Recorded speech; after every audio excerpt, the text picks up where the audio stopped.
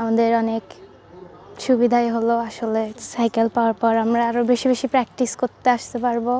আমাদের বাসা দূরে হওয়ার কারণে এখন সিটিতে অনেক জ্যাম হয়, যার কারণে গাড়ি ভাড়াও বেশি লাগে, আমার বাসা থেকে আসতে দেয় না এত গাড়ি ভাড়ার কারণে। তাই সাইকেলের জন্য আমরা প্রত্যেকদিন প্র্যাকটিসে আসতে পারবো ইনশাল্লাহ। ভালো লাগছে, কারণ আমরা এখানে আসতে বাসা থেকে তো ওইভাবে ভাড়া দেয় না।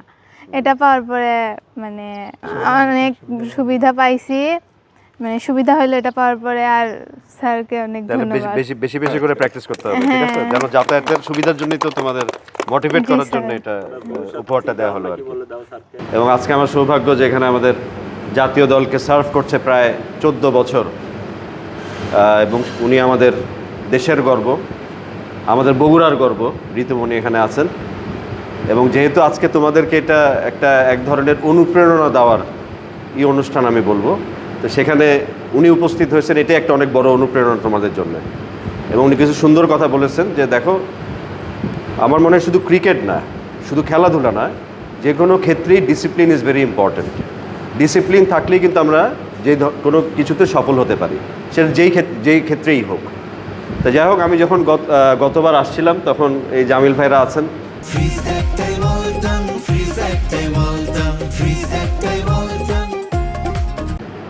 কোচ আছে, তোমাদের রিফাত আছে, তারা আমার জন্য একটা সংবর্ধনা আয়োজন করেছিল। তো সেখানে আমি শুনছিলাম যে তোমাদের যাতায়াতের অসুবিধার কথা শুনছিলাম, তাই আজকে আমি এখানে উপস্থিত হয়েছি। তখন আমি মনে রাখছিলাম যে তোমাদের এই যাতায়াতের সুবিধার্থে একটা সাইকেল আমার তরফ থেকে উপহার। তোমরা 3 জন যারা আছো, তোমরা নতুন করিতে খেলেছো অলরেডি এবং অনূর্ধ্ব 14তে খেলছো। আমি তোমাদের আগামীর জন্য শুভকামনা জানাই, যেন শুধু ডিভিশনাল না, তোমরা যেন ন্যাশনাল লেভেলেও যেতে পারো, সেই দোয়াই তোমাদের জন্য থাকবে। এবং আজকে মূলত তোমাদের অভিভাবকরাও আসছে যে তোমাদেরকে একটা অনুপ্রেরণা দেওয়া, মোটিভেট করা, যেন তোমাদের প্র্যাকটিস বা ট্রেনিংয়ে যেন তোমরা আরও ফ্রিকুয়েন্টলি আসতে পারো এবং আরও ভালো করতে পারো, যেন ন্যাশনাল লেভেলে যেতে পারো, শুধু ন্যাশনাল, ইন্টারন্যাশনাল লেভেলেও রিপ্রেজেন্ট করতে পারো।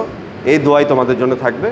তাই আজকে আমি এখানে আসছি। এবং আগামীতে ভাই বলছে যে ক্রিকেট বোর্ডের কিছু পদক্ষেপের কথা উনি বলেছেন, যে সিকিউরিটি আমরা যে সব মাঠগুলোতে, মানে স্টেডিয়ামগুলোতে আমরা বাড়িয়েছি, এবং ক্রিকেটের উন্নয়নে এবং ক্রিকেটের সার্বিকভাবে সফলতার জন্য যা যা পদক্ষেপ, এগুলো আমরা আগামীতে ইনশাল্লাহ নিব।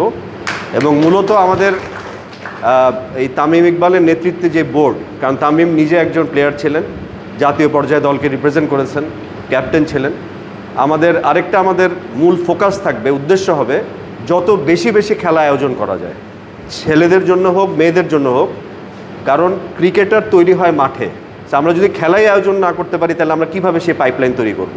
সেটা আমাদের মূল উদ্দেশ্য এই বোর্ডের হচ্ছে যত বেশি আমরা খেলা আয়োজন করতে পারি, সেটা ছেলেদের ক্ষেত্রেই হোক, মেয়েদের ক্ষেত্রেই হোক, এই খেলা আয়োজনই থাকবে আমাদের মূল উদ্দেশ্য। ভবিষ্যতে সবার সুস্বাস্থ্য কামনা করে এবং সবার সফলতা কামনা করে আমার সংক্ষিপ্ত বক্তব্য শেষ করছি। সবাই ভালো থাকবেন।